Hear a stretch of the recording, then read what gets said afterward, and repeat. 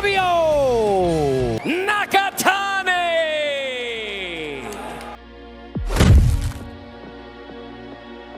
Matapos ang impresibong panalo ni Junto Nakatani kagabi kontra Alexandro Santiago ng bansang Mexico via 6-round TKO at makuha ang World Bantamweight title, ay ganap ng naging 3-division World Champion itong si Nakatani. At base sa WBC Bantamweight Rankings ay numero 1 challenger itong Pinoy na tubong General Santos City, ang alias Acero na si Vincent Astrolabio. Nanalo itong si Astrolabio sa kanyang huling laban na para sa WBC Bantamweight title eliminator kontra Thai boxer na si Napabon kay Kanha, kaya malaki ang posibilidad na si Nakatani na ang susunod niyang makalaban para sa pandaigdigang titulo.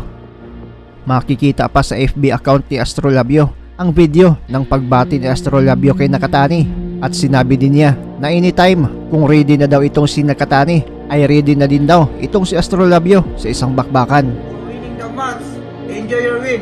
but I am ready. Anytime when you are ready. Let's go! May kasalukuyang kartada itong si Astrolabio na 19 wins, 4 losses, 14 via knockout, habang may malinis naman na record itong si Nakatani na 27 wins, 0 loss, 20 via knockout. Matatandaan na itong si Astrolabio ang huling tumalo kay Guillermo Rigondo noon at nakuha ang WBC International Bantamweight title. Nakuha din niya ang WBO Intercontinental Bantamweight title sa sumunod na taon via 6th-round KO kontra Nikolai Potapov. Dahil sa magkasunod na impresibong panalo ay nabigyan siya ng pagkakataong lumaban para sa world title, ang WBO World Bantamweight title, pero natalo siya kontra kay Jason Moloney via majority decision. At dahil sa kanyang pagbabalik sa ibabaw ng lona ay nanalo siya kontra kay Napabon kay Kanha na para sa WBC Bantamweight eliminator ay mabibigyan ulit siya ng pagkakataong makabawi at makalaban para sa world title. May isang Hapon na din na nakalaban itong si Astrolabio noon at ito ay si Yuki Strong Kobayashi, na kung saan sa kanilang laban ay nalasap ni Astrolabio ang kaisa-isang talo via TKO. Isang malupit na body shot ang tumapos kay Astrolabio. Habang itong si 3-division World Champion Junto Nakatani naman ay talagang subok na din ang tibay. Ilang mga kilalang boksingerong champion na din ang pinabagsak at tinalo. At sa kanyang buong karera ay may 6 na Pinoy boxer na siyang kinalaban at wala ni isang umabot ang desisyon sa kamay ng mga hurado. Lahat ng Pinoy tinudas ni Nakatani via TKO. Kaya isang napakalaking challenge kay Astrolabio kung sakaling matuloy ang laban niya kay Nakatani. Di biro itong Hapon, southpaw stance at mas matangkad pa sa kanya. At kung titignan mo naman ang kartada ng dalawa ay parehong mataas ang knockout percentage nila, kaya magiging paunahan na lang ng solidong patama ang magiging basihan ng bakbakan nila at paniguradong may babagsak sa dalawa sa ibabaw ng lona. Sa kasalukuyan, under ng MP promotion itong si Astrolabio at tutok na tutok ang kanyang kampo pagdating sa training. Makikita din sa mga post ni Astrolabio na porsigido siyang manalo. Halos araw-araw nag-iinsayo. Talagang pinaghahandaan ng mabuti ang mga malalaking bakbakan. At dahil sa sakripisyo at training, disiplina at suporta ng kanyang kampo ay naging maganda ang takbo ng karyera nitong si Astrolabio. Sa kanyang huling 8 laban ay isang beses lang siyang natalo noong laban niya kay Moloney, pero isang digitang laban din ang kanyang binigay na nauwi sa majority decision. Kaya talagang may laban din itong si Astrolabio kung sakaling matuloy ang laban niya kay Nakatani. Kayo mga pre, kung matuloy ang Astrolabio versus Nakatani, ano sa palagay nyo ang mangyayari? Sabay-sabay muna nating balikan ang naging huling laban ni Astrolabio na kung saan nakalaban niya sa isang matinding balagbagan ang knockout artist ng bansang Thailand na si Navapon kay Kanha na nangyari noong December 31, 2023 lang. ขณะที่เอสโตรลาเปียโอชนะ10มวยขวาด้วยกันทั้งคู่นะครับแล้ว คู่แพ้ ครับเอสโตรลาเปียโอนี่แม่จะไปเปิดโอกาสตอนคุมเกมไม่ดีครับแม่ ต่อยล่วงเลยดู ใช่ คริสโตลาเบล แต่ว่านี่ช่างน้ำหนักเท่ากันนะครับแล้วอุ้ย ดูเหมือนจะวัดยัง ขยับเข้าหานะครับก็ยังไม่ได้ขวาตามนี่ครับเน้นลำตัวปากโอ้ขวามาอีกทีครับตามนะครับนี่ครับมาอีกแล้วครับลำใช่ครับมีอัปเปอร์คัตมาแล้วครับ โอ้ยลิปปินนะครับ ครับโอ้ขวาแรกกันครับครับ โอ้ย ค ปลายยกแรก โอ้โห อัปเปอร์คัตมาครับ โอ้โหอันตรายครับ อืม คงจะไปเคยตัวรับ อย่างเดียวน้องคนไม่แต่เขานี่ครับนี่ นะครับ บัดบ้างแล้วล่ะครับ มา1-2นี่ครับ โอ้ย มายังกดดันอยู่ยังไม่ นี่เดินอย่างรัดกุมนะครับ ครับน้องคนพยายามจะจิ้มมาตัวบวกนะครับครับแลกกันครับ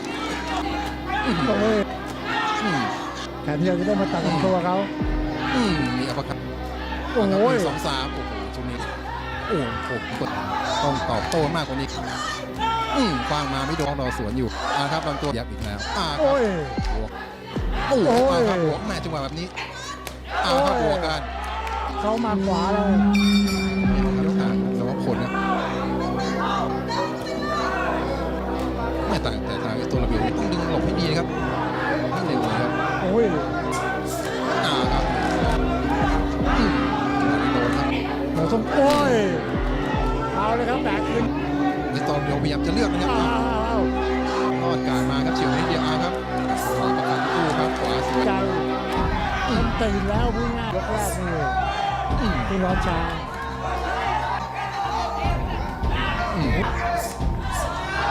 สวยครับดีขึ้นกว่าที่ผ่านมาเยอะครับ แต่ว่าตัวนี้นะครับระวังครับ โอ้ยพูดวาดไม่ได้นะครับเริ่มไม่กล้าเลยแล้ว ใช่ครับโอ้ยซ้ายก็เครียดครับครับบวกกันไม่โดนนะตรงนี้ตอนนี้ถ้าลำตัวมีปัญหาด้วยครับสวย ปลายยกครับ ครับไป เร่งแล้วเรื่อยๆครับ แต่ยก4เราดูดีขึ้นครับ มาเดินแล้วนะครับทางไอตัวลาเบียวครับบวกกัน มาอีกแล้ว ไอตัวลาเบียวเดินกดดันขวามาครับโอ้โหเอาแล้วก็มาอีกโอ้ยเบียดเข้ามาอีกครับตุสลาบิโอ นี่ครับเขาเน้นเดินกดดันหน้ากลวงครับเอาละครับมาเป็นชุดครับแม่แต่ลูกนี้โดนครับไอตัวลาเบียวครับแต่เราทำอะไรเขาไม่ได้นะครับหมดยกที่5นะครับนี่ครับผู้ซ้ายตรวจครับยังไงครับโดนแบบนี้ช็อตไปเหมือนกันลำตัวคืนครับบวกคืนเหมือนกันครับโดนครับยกครับลำตัวมายุบให้เขาบดให้ยุบตัวระเบียวต้องถอยนะครับเสียที่มุมครับวงมาใช่ครับเอาครับวงลวงเอาแล้วครับชัดเจน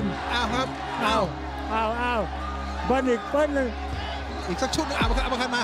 แล้วตัวสวยครับนี้ ต้องแข็งใจจะวัด ครับบวกซ้ายขวาครับ โหจะเต็ม บวกไม่กลัวนะครับตอนนี้หมัดของเอสโตเบโลดีนะคนไม่กลัวนะครับครับนิ่งแล้วเปิดโอกาสให้เขาบวกแหมเขาบวก โอ้ยโบกน่ากลัว10 ทีสุดท้าย เอสโตเบโลพยายามจะเลือกต่อยครับเราโดนน้ำตาลบรถเทเลนี่ครับบวกกันครับตอนนี้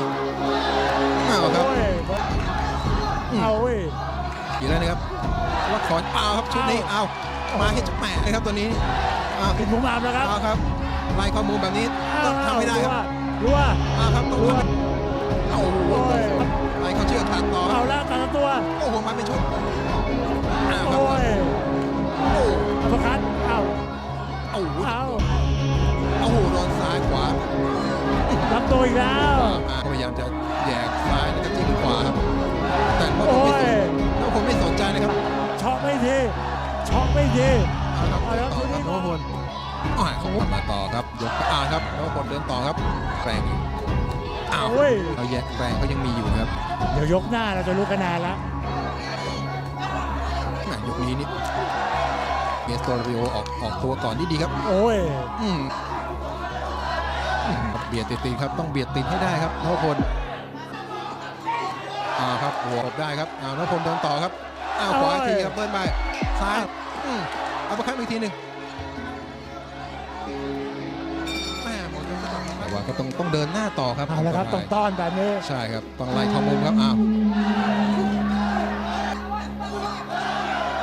ครับ แต่ผมเบียดติดครับมีหมัด1-2มีอัปเปอร์คัตเสิร์ฟจะวัดกันที่แรงปลายนะครับ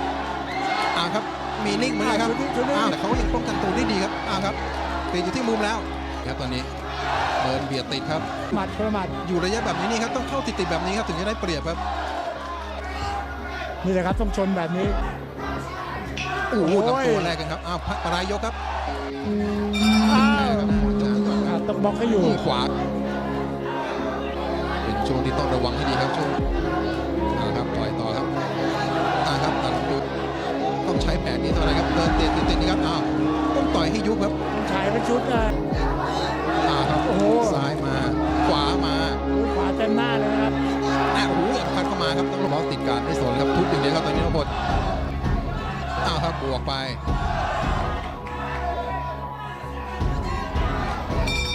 หมดยกครับ เป็นศึกตัดเชือกดู แบ สิ บนี้น่าจะเป็นทางของเราอุ้ยซ้ายนี่สวยครับโดนเต็มๆเหมือนกันครับ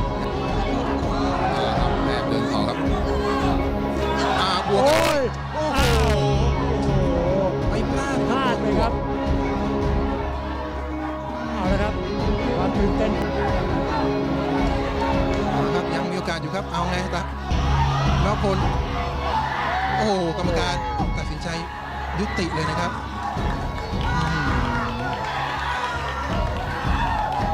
มารูปแบบเดิมอีกแล้ว น้ำพลบอกเขายังสู้ไหวอยู่ครับกรรมการ